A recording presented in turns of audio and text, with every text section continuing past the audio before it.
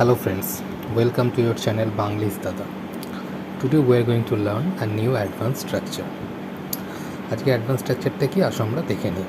যদি ঈশ্বর চান তাহলে আমাদের আবার দেখা হবে, যদি ঈশ্বর চান তাহলে সব কিছু ঠিক হয়ে যাবে।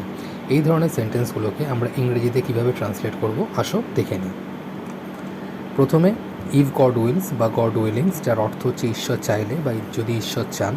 তারপরে হচ্ছে সেন্টেন্সটা, যে সেন্টেন্সটা বা যে মনস্কামনাটা আমরা করতে চলেছি। এই মনস্কামনাগুলো বেশিরভাগ ক্ষেত্রেই ফিউচার টেন্স হয়, কারণ আমরা মনস্কামনাগুলো অতীতের জন্য নয় ভবিষ্যতের জন্য করি। তাই সেন্টেন্সগুলো বেশিরভাগ ক্ষেত্রেই বা সব ক্ষেত্রেই বলা যায় ফিউচার টেন্সেই হবে।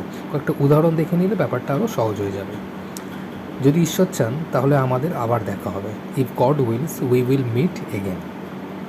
যদি ঈশ্বর চান তাহলে সব কিছু ঠিক হয়ে যাবে। If God wills everything will be fine.